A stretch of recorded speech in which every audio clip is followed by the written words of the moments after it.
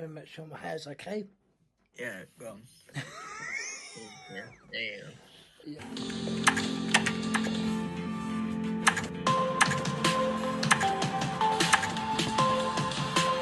I'm Learnding. Welcome along to this episode of the Peter and Chris Are Learnding podcast. I'm Peter. And I'm Chris, and we are delighted to introduce our guest today. I'm Lucy Briers. I am an actress or actor, depending how I'm feeling, in terms of kind of the context of where I am. If I'm with older people, I will say actress. If I'm with younger people, I will say actor. I am also a voiceover artist. I also do presentation skills as a facilitator. I'm a stepmother. I'm a civil partner, not a wife. I've done that. Don't want to do that again.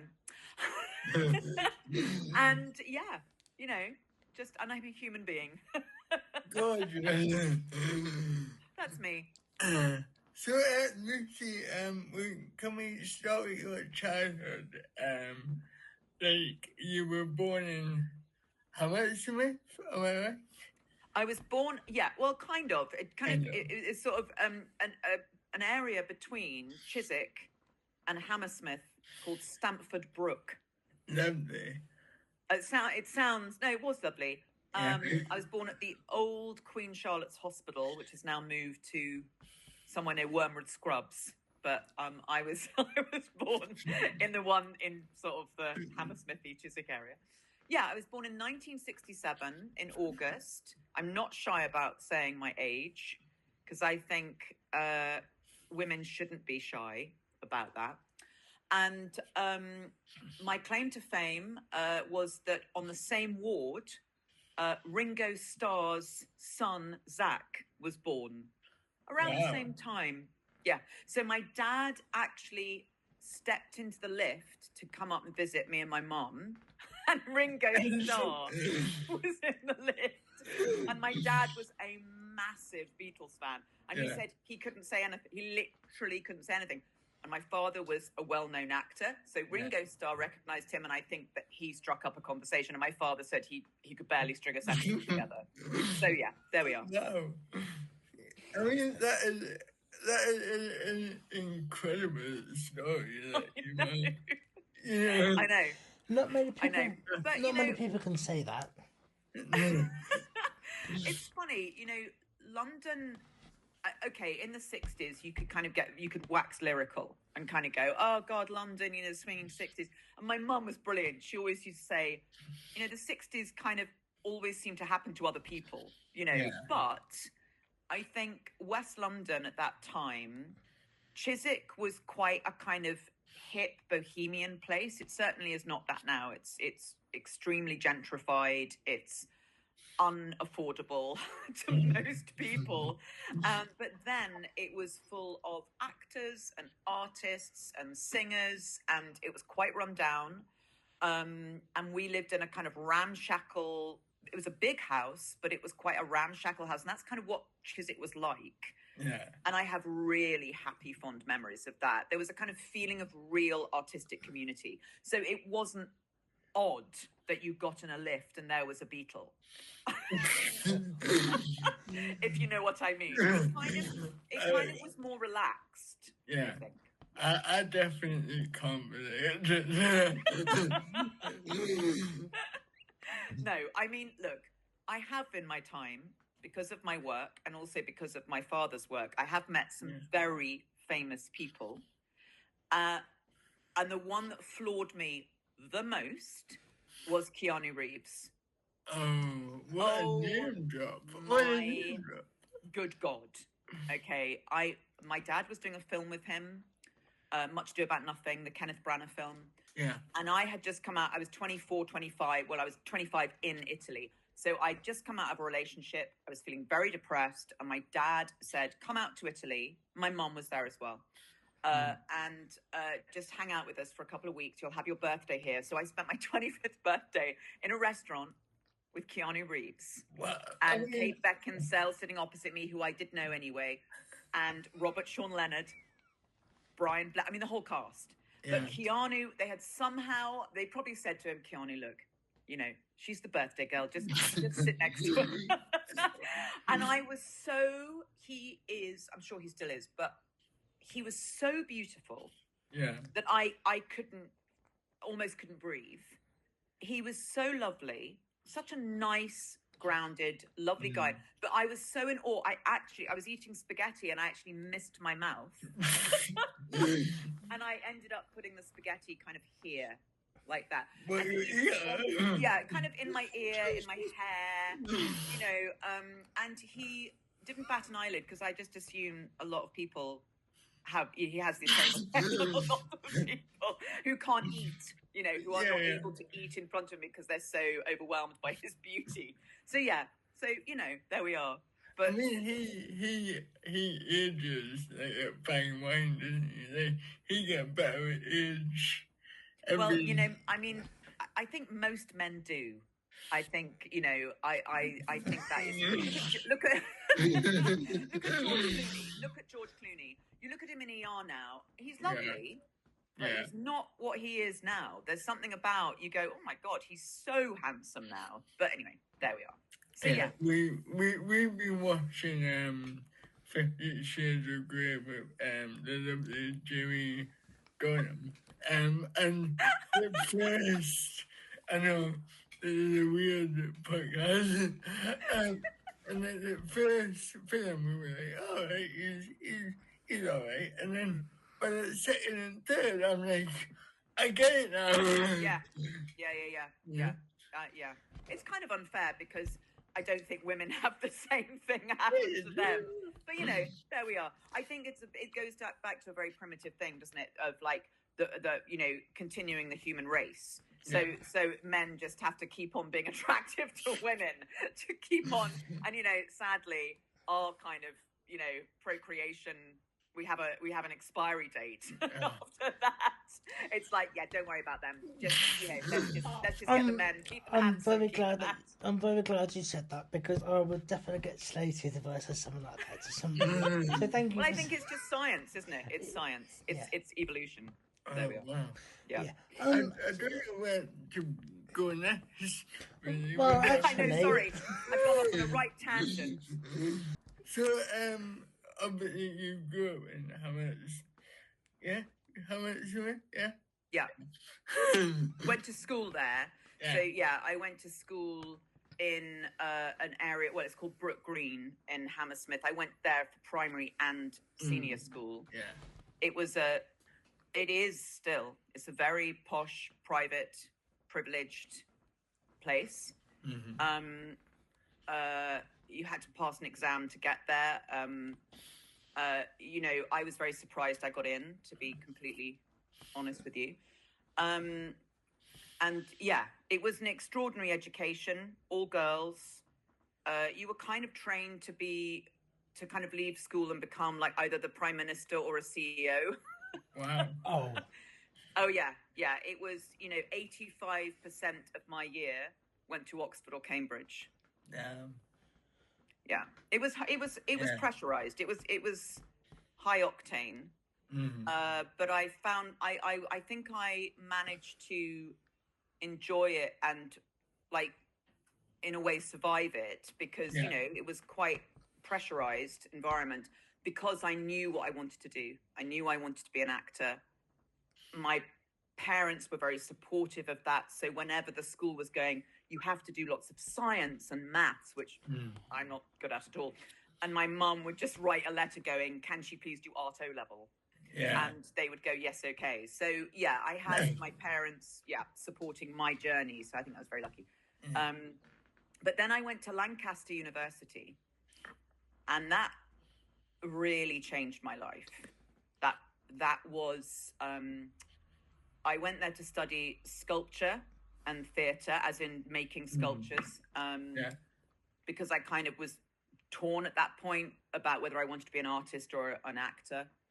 And Lancaster, I don't know how much you know about Lancaster in terms of it was established in 1965.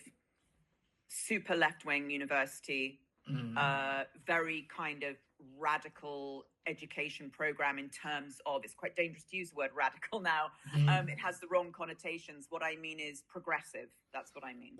Progressive education program in terms of, it was based on the American model. So you could pick and choose, like, you know, oh, I'm going to do a module on English, then I'm going to do a module on art history, then I'm going to do, and you created your degree like that. And so I went up there. I'm going to be very honest and tell you, I didn't know where it was when I got on the train with my suitcase, because I'm a very Southern girl. And I looked at those days, this was before mobile phones, everyone, I am that old. They used to have a map of the UK, right, in the train, often opposite the loo door. And I do remember going, now, where am I actually going? I know it's northwest. And I remember going, oh my God, it is so far north. And I got there, and I realized quite quickly that I was one of a very few people who'd gone through private education. Most people were grammar school and comprehensive. Most people were from the north. And I arrived with like hair down to here, with a Sloane Ranger accent and a famous dad. And it was sink or swim, Chris. It was sink or swim, you know. So within 2 terms, I had shaved my hair off. And I had a grade 2.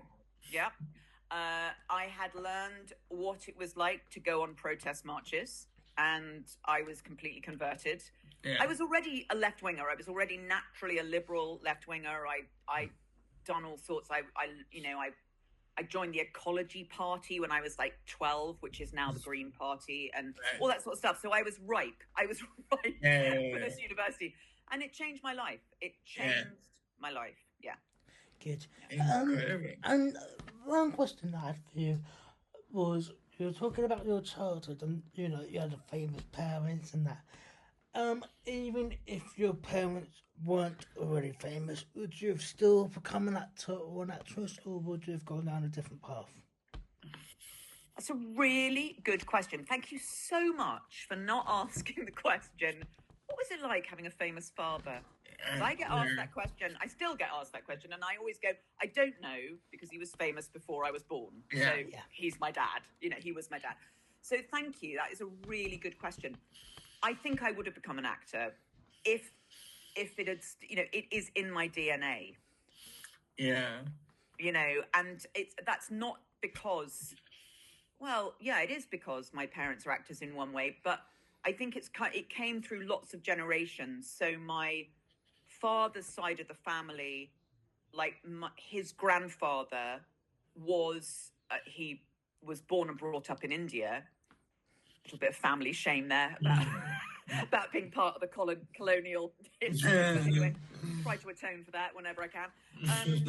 But he was known in Delhi for being one of the best amateur Gilbert and Sullivan actors there was, right?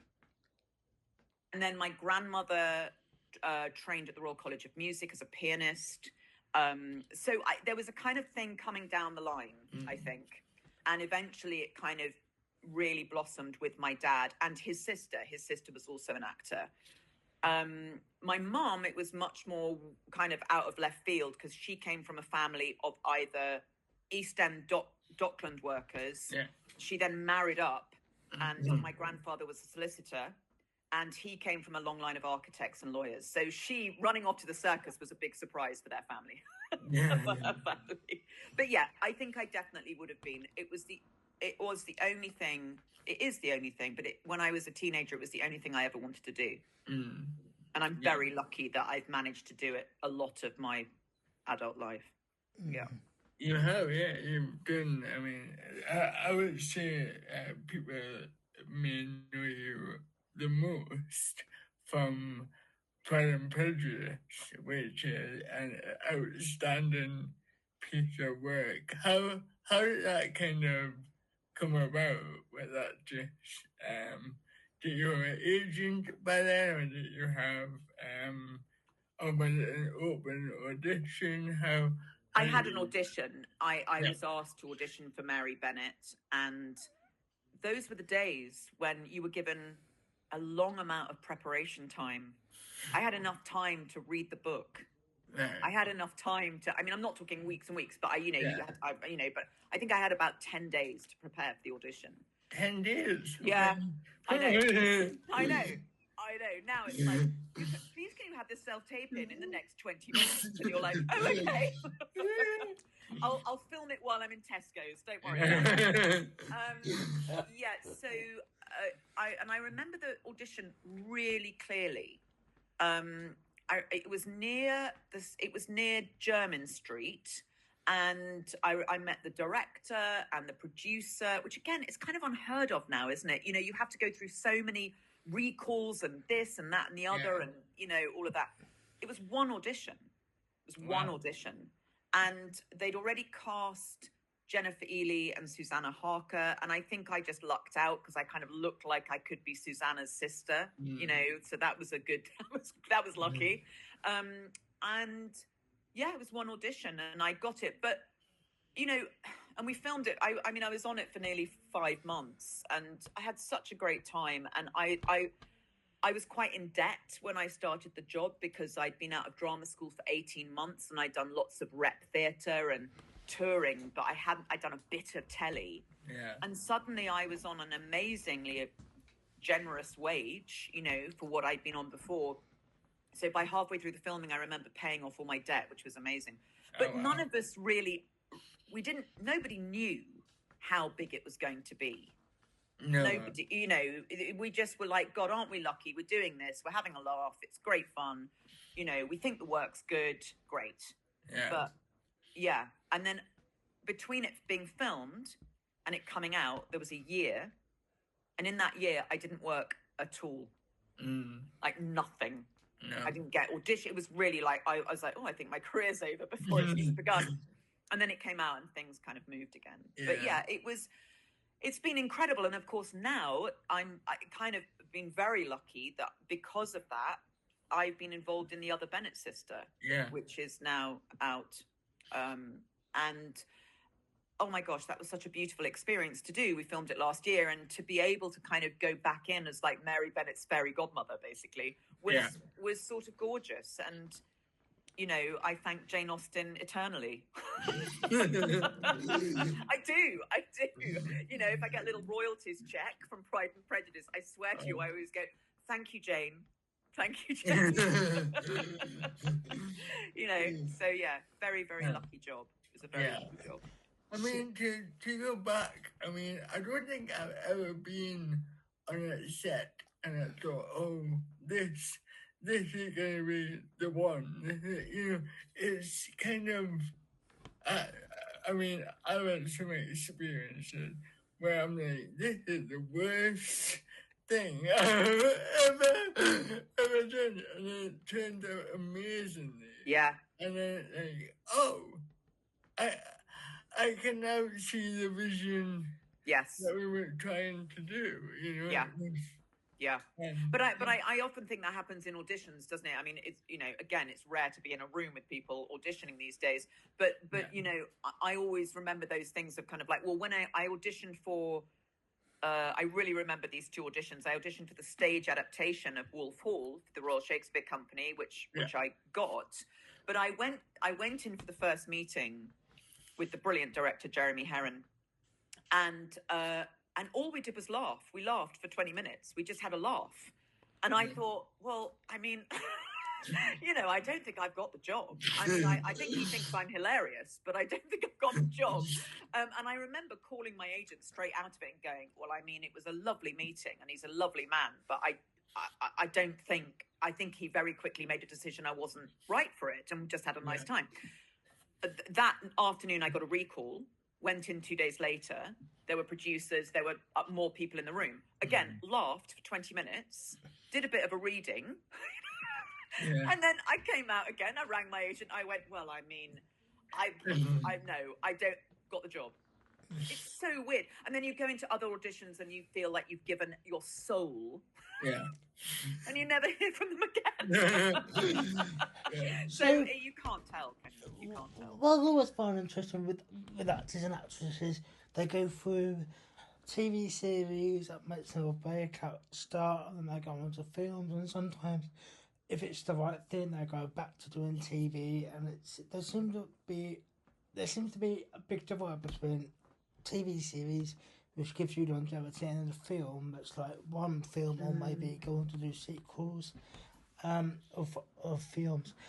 So how different is it from being on a TV set and then a movie set, because you go to premieres? I mean, a film could be like one time and then you don't do it again, and then you go to series.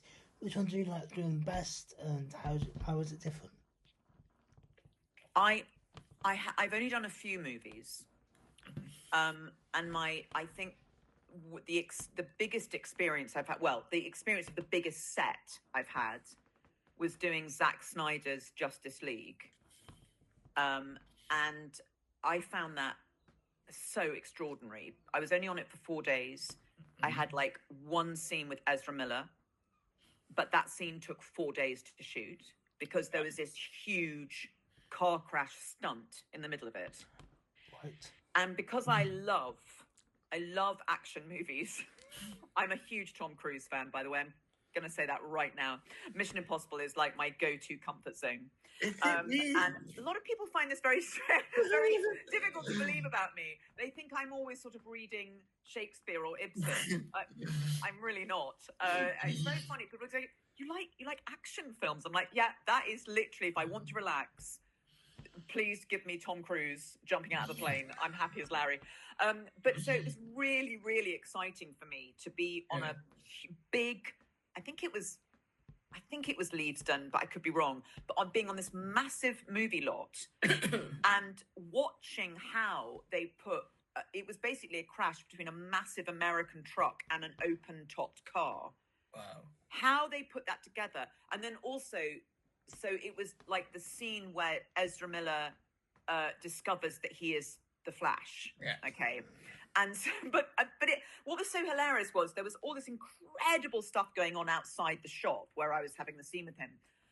All this incredible technical stuff. And then when he was supposed to suddenly kind of go into slow motion and the whole glass door was supposed to, what they did was so sort of primitive. It was literally like they just went, right, so Ezra, if you can just go into slow motion. He was so cool. He was so focused. Yeah. And then they had this multicolored ball that they used to then put in front of the camera. And I was like, what are they doing? And they were like, well, then they know, then the special effects guys know this is where we need to do this. But it was hilarious because it was like a bit of like Blue Peter suddenly happened in the middle of all this incredible Hollywood budget. So yeah, that was amazing and really, really exciting to be a part of. So I kind of love film because you're usually on a big set and you're kind of a bit like, oh my God, this is all very exciting. And you kind of feel like a kid in a sweet shop. A TV series is usually smaller budget, apart from House of the Dragon, which was, again, massive sets. And that was very exciting to be working in a scale like that. But yeah, TV series is kind of it's usually a bit cozier, you know, and it's usually not quite as much money at stake. Yeah. So maybe it's a tiny bit more relaxed, but then of course you've got the thing that with a smaller budget, you've got to do it in 1 or 2 takes. Yeah. You can't muck around. Yeah. I mean, I wouldn't muck around on a film set either, for goodness sake, but you know there's a bit more wiggle room. Yeah, you can definitely tell that people who are new to a film set and who, you see the bloopers of like Jim Carrey and all that, and they're just being wonderful. Whereas I would never walk under a set and be like, hey, look at me for 5 minutes. I'm like, no, we need to like, and also because we're British. Yeah. We would never do that. No. I did a film which sadly didn't kind of land as well as it should have done. Yeah. It was a film by the brilliant theatre director and film director Michael Grandage. It was called Genius, and it had the lead players, stars were Colin Firth, Jude Law, Laura Linney, and Nicole Kidman. I mean, we're talking creme de la creme. Yeah. And I played Colin Firth's secretary, so I did an awful lot of typing acting, very good phone acting, and just sort of like general secretary acting, and had a lovely time. Was on the set for about 10 days, and Nicole Kidman, was on set for 1 or 2 of those days, which was such a thrill. And Jude Law was as well. He amazing people. But I was really excited about being in the same room as Nicole Kidman because she's quite a heroine of mine. Yeah. And what I found so extraordinary about her was that she came on set, she was very relaxed, she'd chat away to people, and then Michael would go, okay, we've got to do the scene. And then she would do a scene that required so much emotion, so much focus. Her character was going through a really difficult point at this, in this point in the story. 2 takes maximum, each one. And it was amazing. Yeah. And I remember Michael turning to me and going, and that's why she's won an Oscar. And you're like, yeah, and there was no messing. There was no, I need this, I'm going to have a kind of, it was so practical, so part of an ensemble. And I thought, that to me that's a proper movie star. Yeah. For me. Yeah. You did mention there that you're a voice actor in your opening speech, and me and Chris were talking about this before you came on. Actually, I'm a big fan of Doctor Who, and of course, and so you were part not on the TV series, unfortunately, but you were involved in Big Finish. I was, yes. Yeah. I did one story. And it was very lovely and moving for me because the character I played was originally played by my mother in the television series. Wow.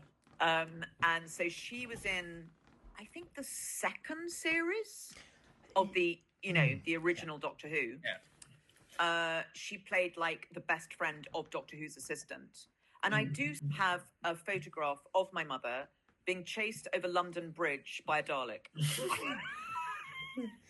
But so that was lovely. That was lovely to be asked to do that. Was that kind of a pressure? Because obviously you played so many wonderful characters, but to play a character that your mum had already played, was there a certain kind of pressure on that, or was there?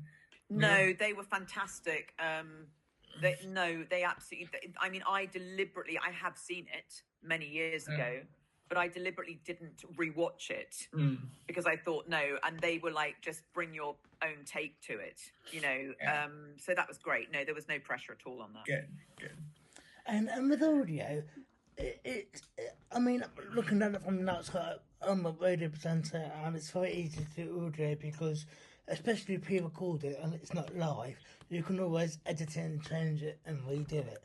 So I guess that pressure was already off, knowing it's audio and that they can just do some amazing editing and cut out the bits that aren't needed, and then you've got more time to actually do not the scenes, but to be able to do the emotion, the reading of the script. Absolutely. Yeah, absolutely. And it was directed so well. The team behind it was, are so experienced. So you felt in very, very good hands. And it allowed you, therefore, to just really go for it. And then you knew that they would kind of go, actually, can you pull that back? Or we need more on this. So, it was a very jolly experience. And I don't think it happens anymore because I think the guy who did the sound engineering also, I think he might have retired or moved on somewhere, but he used to also home make the lunches. Oh, wow. And they were astounding. And when I told a friend I was doing it, and he went, "Oh my God, the lunches." He didn't talk about the work at all. He was like, the lunches are phenomenal. Something that sells the job, though, you getting a good lunch. Chris, you know I'm food motivated. You've worked with me. You understand that I'm a Labrador at heart. So yeah. It worked very well for me. Is lunch always provided for you? Well, no movie sets you get it provided, but if you're doing a long voiceover, yes, they will bring lunch in for the whole team. Mm-hmm. Big Finish, yes, they very kindly would provide lunch. But if you're doing a theatre thing, no, Chris, it's not, is it? It's like, you bring your own. I mean, everyone's bringing their own leftovers from last night, because usually theatre is not exactly well paid. So yeah, there's a lot of bring your own sandwiches. And on film, obviously in film sets and TV sets, it is provided as well. Yeah. The glory of craft services, as it's called. Oh my God, I love it. Should we talk about our play that we did together? Yes, how do you two know each other then? Go on then, tell us a story. Go on, Chris, you start. Well, we, composer, we worked together at the National Theatre on a lovely play called All of Us, written by Francesca Martinez. And that play was such a wonderful time and quite a unique play, really, because there were so many actors, and we were from all over the world. Yeah. It was quite a unique experience, because normally you have 5, 6 actors. We had 18 actors, which has never been done well. Certainly not at the National. Not for a long time. No. I think it was also very. I think that's why we still, have a WhatsApp group, and why we're in touch with each other a lot.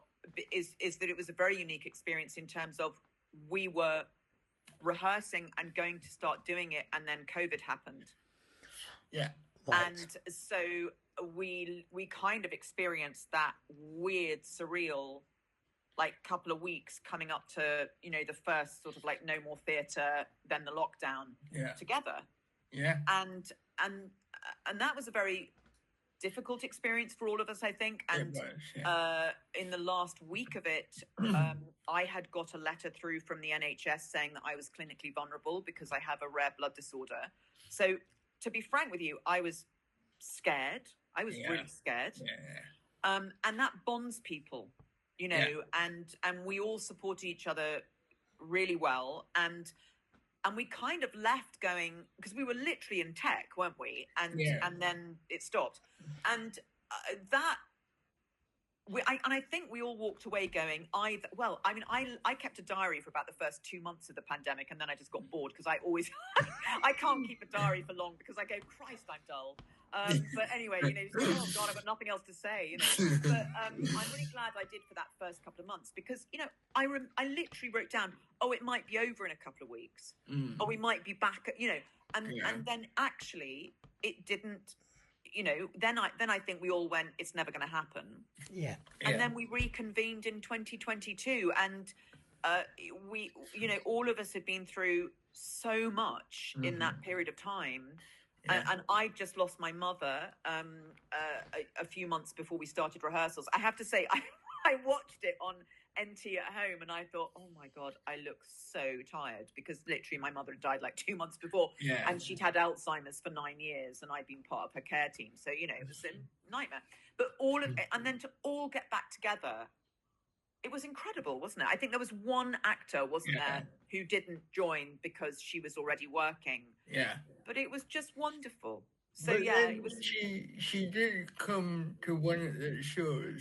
So That's for right. one night, we were all literally back together, which was a lovely experience. Yeah. And it was, what was fantastic also, it was a play about the NHS. Yeah. And about, how the NHS has been starved of money, how people are lost through the cracks, So it felt like a very pertinent, amazing job to kind of come back into after everything that had happened. Yeah. I mean, it was probably the best kind of thing to come back to, because it was about, also it was about isolation. It was about, everybody feeling apart, and then by the end, we're all back together again. Yeah.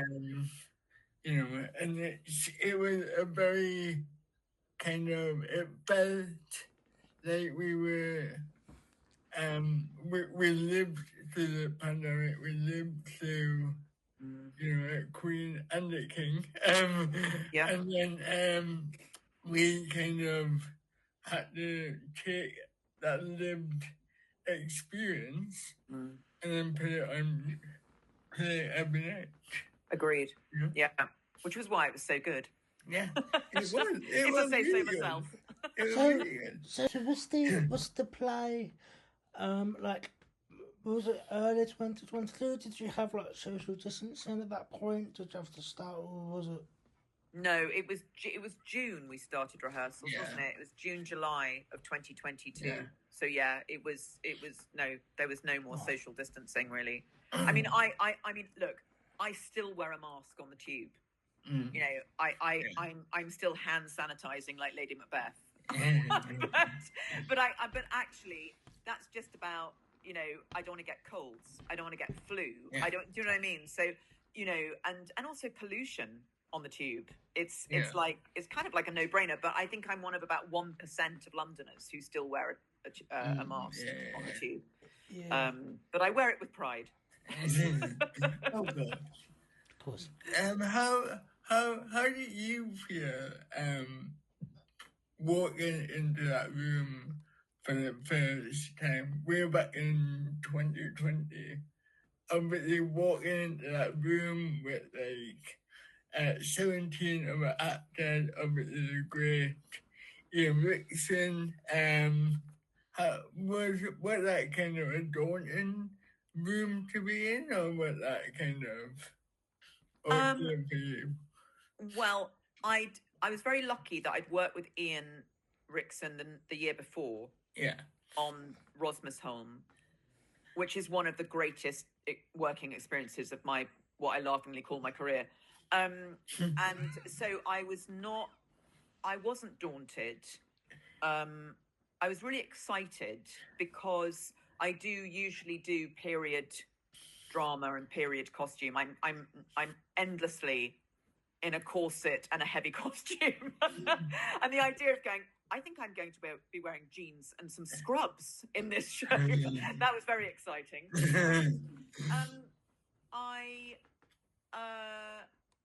I was really excited by it because I believe so passionately in the subject matter. Yeah. And theatre is my home.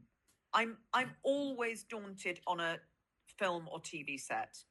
I always have a small dose of imposter syndrome whenever I'm filming. But a theatre, it's where I belong. Yeah. Theatre's like a second home for you then? It really is. Yeah.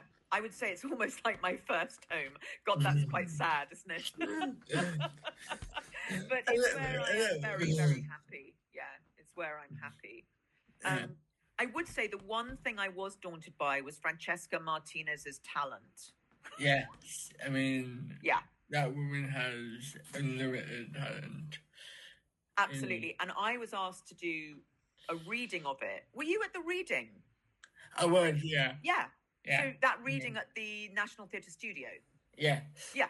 So that's right. And so I was asked to do that simply because I was working with Ian already. So it was like, just come on in. And I'd read the play and I was like, oh, great, whatever, I'll just go in and read. And literally within about 20 minutes of meeting Francesca, I was like, I have to be in this play. It's so awesome. I don't know how I got the audition, but I was happy to go and do it. I was just like, oh yeah, I did get a phone call one day. Oh, they need you in the National Theatre. And I'm like, Okay, yeah.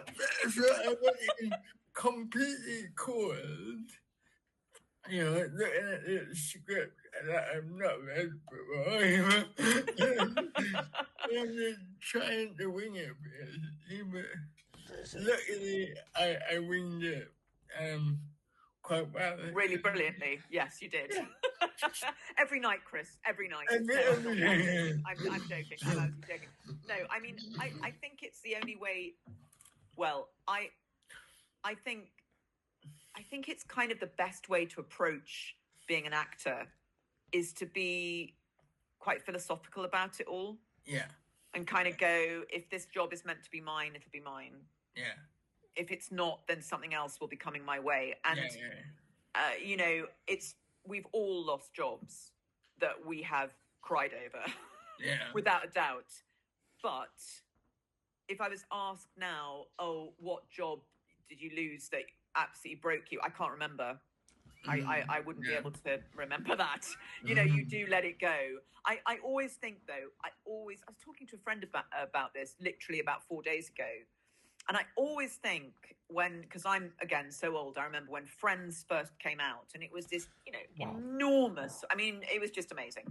And obviously now I look at it and of course it's a bit dated and there's, you know, there are flaws in it, but it was fantastic. And I always used to think, and I still do, what if you were down to the last two with Jennifer Aniston and you didn't get it, and then you are watching that woman's career trajectory for the rest of your career? That I think would be quite hard. But I've never been in that position, so that's okay. That's okay. Did the pair of you, Chris, did you know who Lucy was? And Lucy, did you know who Chris was? I didn't even know the script that everyone who No, I mean, I didn't know who Chris was. I'm very glad I do now. No, I mean, I obviously knew who Francesca was. I'd worked with Michael Gould, who played the Tory MP. I'd worked with him before. I knew who Brian Dick was. I'd seen him in a few plays. So, yeah, there was kind of like, you know, I mean, because also I've been doing this for nearly 35 years, I do know a lot of people, or I'm 2 degrees or 3 degrees of separation from people. But no, Chris was a new, fresh blood to my world. Yeah, they don't forget that was my first ever theatre job. I know. In the world of theatre, I was completely, you know, unknown. Yeah. Which I kind of enjoy because I don't want, you know, anybody making an assumption of me without meeting me first. Yeah. So, you know, I quite enjoyed not knowing many people there. Yes. Yeah. Because then I could make my own opinion, I could make, you know, everything. Yeah. Yeah.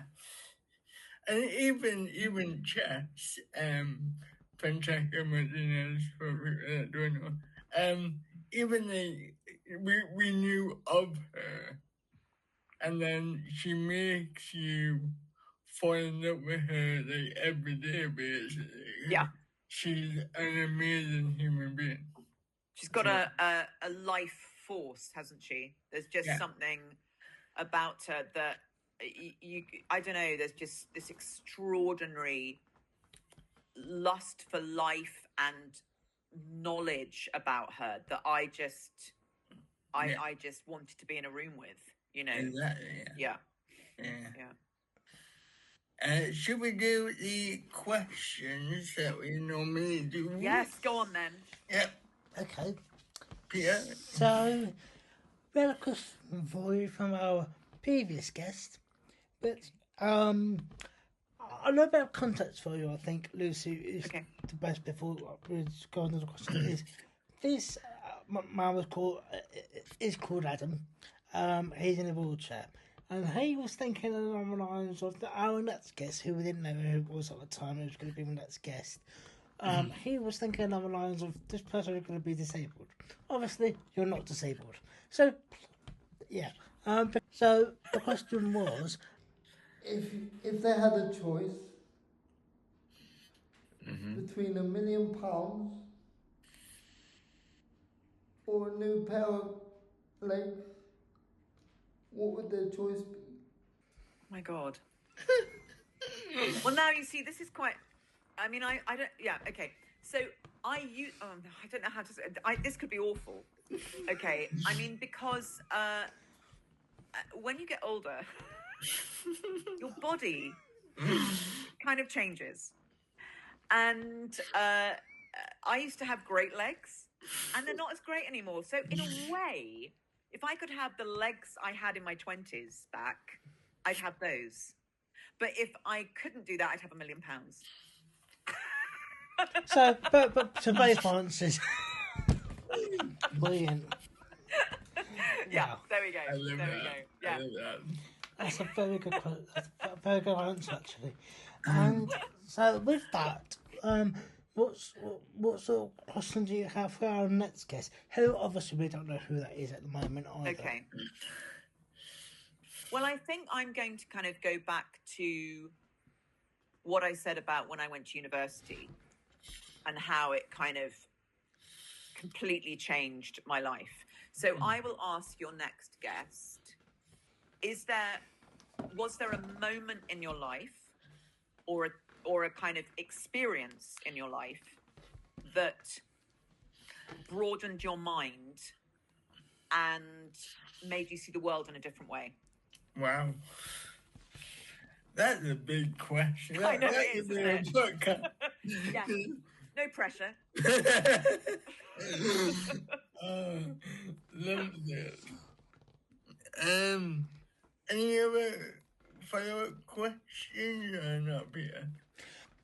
In the modern world of acting, if you like, there seems to be a bit of a worry of if you do something for quite some time or you keep getting cast in a similar sort of role.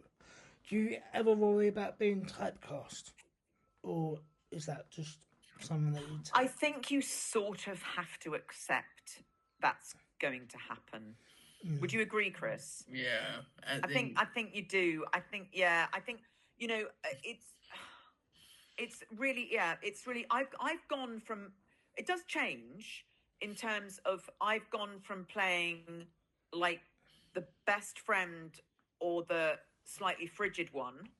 Yeah. I always play a lot of frigid people. It's very strange. I now play a lot of staff. I'm getting a good line in housekeepers. Yeah. And I'm not questioning that for a moment. That's great. That's paying the bills. But I did an independent film late last year, in November, and I was offered this part of basically an alcoholic sex addict. Wow. Okay. And I, quite honestly, I mean, no, maybe not alcoholic, but someone with a bit of a drink issue. Yeah. Sex addict. Yeah. And I was like, well, nobody has ever, ever. And I actually said to my agent, have they got the right actor? There you go. Because I was a bit like, and it was fantastic. It was absolutely fantastic to be thought, to be offered that, to walk into that person's life, to be made up, to look like, I mean, I had a long blonde wig and I had loads of makeup and it was incredible. It was actually incredible. So it does occasionally, someone will go, I want you to play something completely different. Yeah. But I think you just have to accept, there are so many of us, and it's kind of, it's inevitable that casting directors will, of course, go, they're good at this, this, and this. Yeah. So, yeah. Is there any roles that you might think, oh, I would love to do that? Is there anything that now you would consider doing? I would love to play. There's a very specific role I'd love to play, and that's in the story Rebecca. The Daphne du Maurier story, and the crazy housekeeper. Me and my housekeepers, Mrs. Danvers. I'd love to play her because she's nuts. I'd love to do that. Absolutely barking and kind of terrifying. I'd love to do that. my one genre that I would love to do is sci-fi.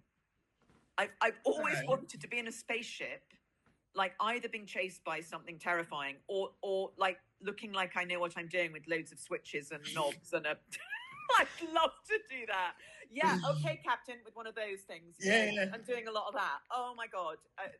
If I could get a job doing that, I think that would basically be most of my acting dreams have now been fulfilled. Wow. So yeah, I'd love that.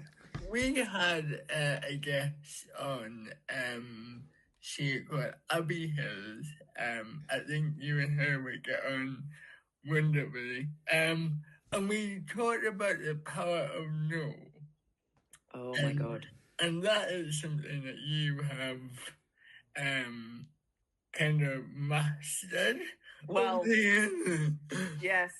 In fact, I've just said no the third time in about 3 months. Wow. Yeah. What makes you say the word no? Is it just you're not feeling the script, or you're not feeling the character? It's definitely. I won't obviously talk about specifically what I've said no to, but one job, it was the line of parts, which just didn't kind of excite me, and it would have been a long time commitment. Yeah. The second one, I just did not get the play. No. And I think it's almost a disservice to the production to go, oh yeah, I'll do that. And then you know that there's an actor out there who will read it and go, I literally got to the end of the play and I had that awful thought in my head of like, I don't know why this is going to be put on. I don't know why. So there's no way you should do that. You know, there's no way one should then as an actor go, oh, yeah, I'll do that. And then the last job I said no to was in fact today. And it was tricky because I actually really liked the play.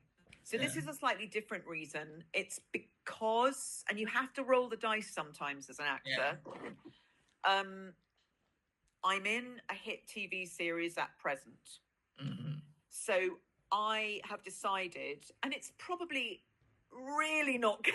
You know, you just have to take a risk. I'm going to keep myself available for screen work. Yeah. Because all the jobs I've turned down have been theatre so far. Yeah. However, let me say that if a fantastic play with a great role came up, I'd do it. It's just that hasn't quite happened so far this year.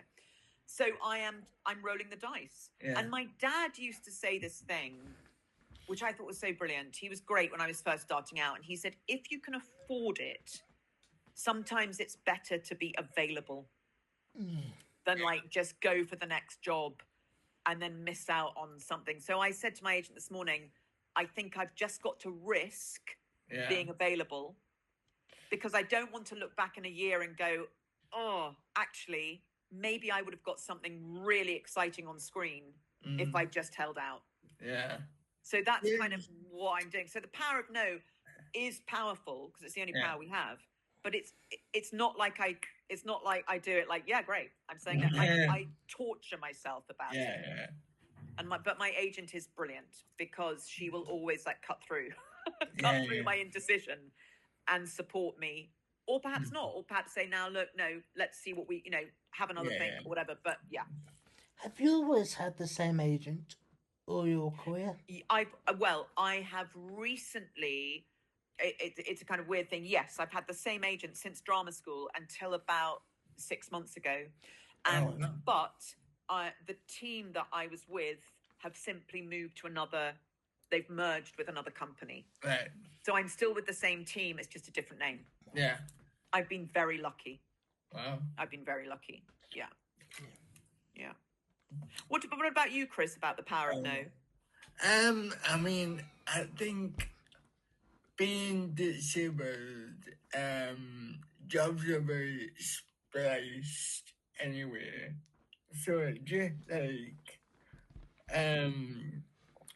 for me, it's very hard to say no.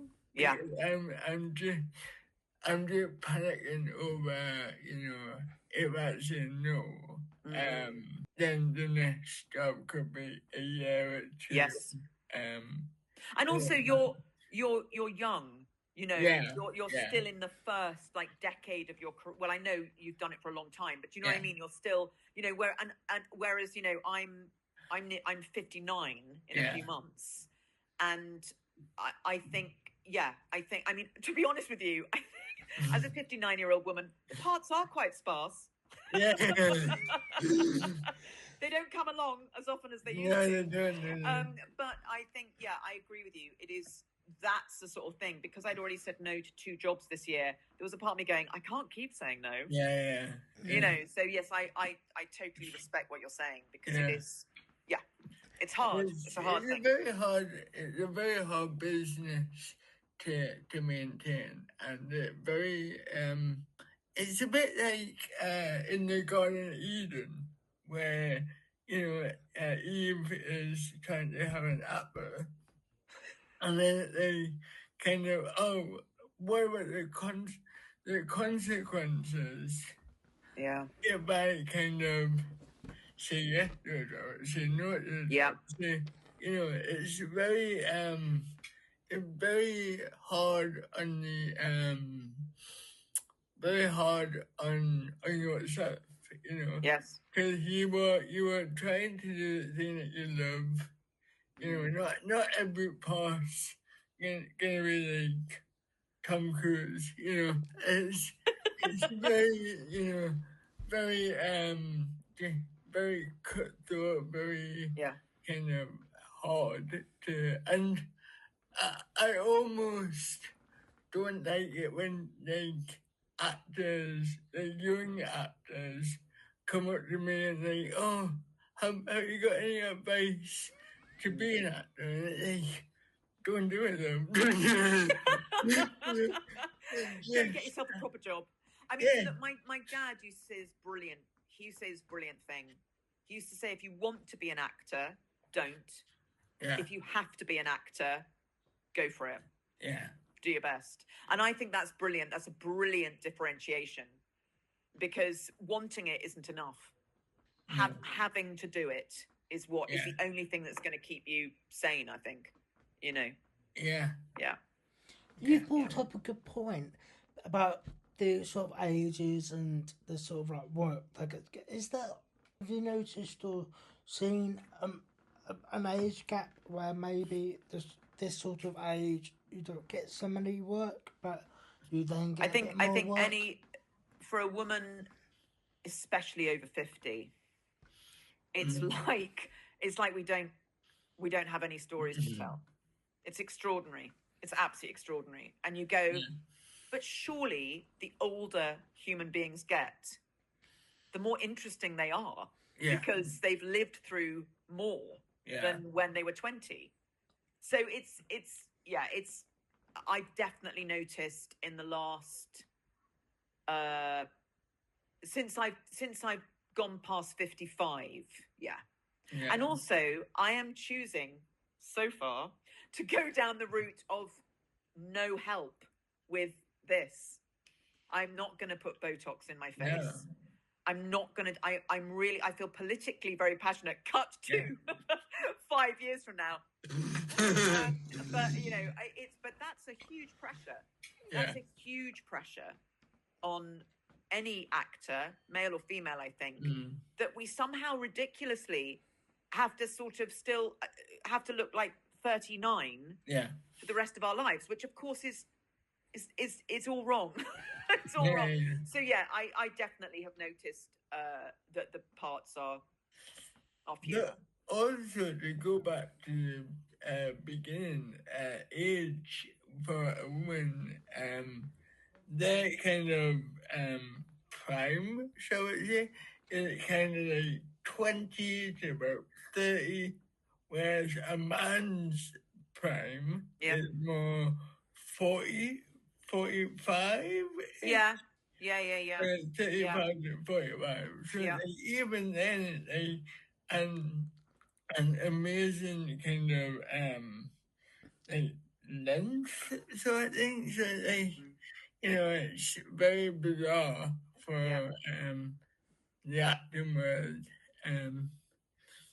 But It's tough. It's tough. And I know we must probably stop soon, but God, this has been such a delight so far. But I think also COVID has had a terrible effect on our industry. And I think, that there was a kind of moment during lockdown where I think we all felt quite optimistic that it might kind of shift things and it might make it less star-centric and it might open it up to loads of different people. But actually, I think it's made it more risk-averse. And therefore, less chances for jobbing actors.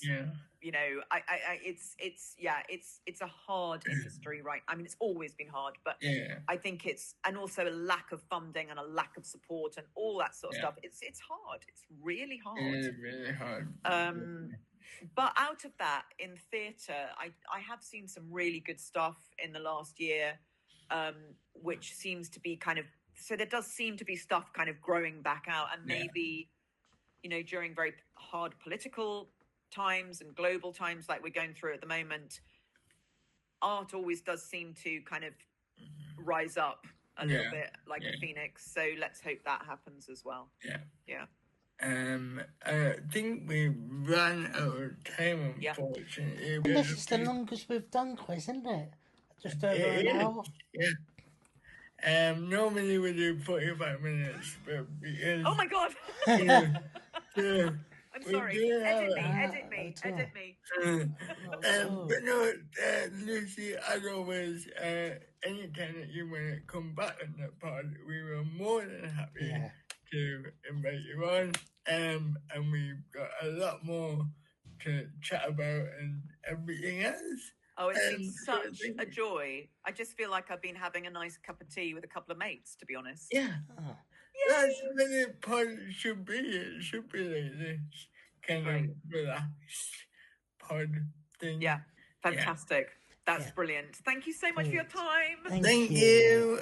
But hold on, before we let you go, we hope you enjoyed this episode. Don't forget to follow us on all the various channels, and always be Learnding, and we'll see you on the next one.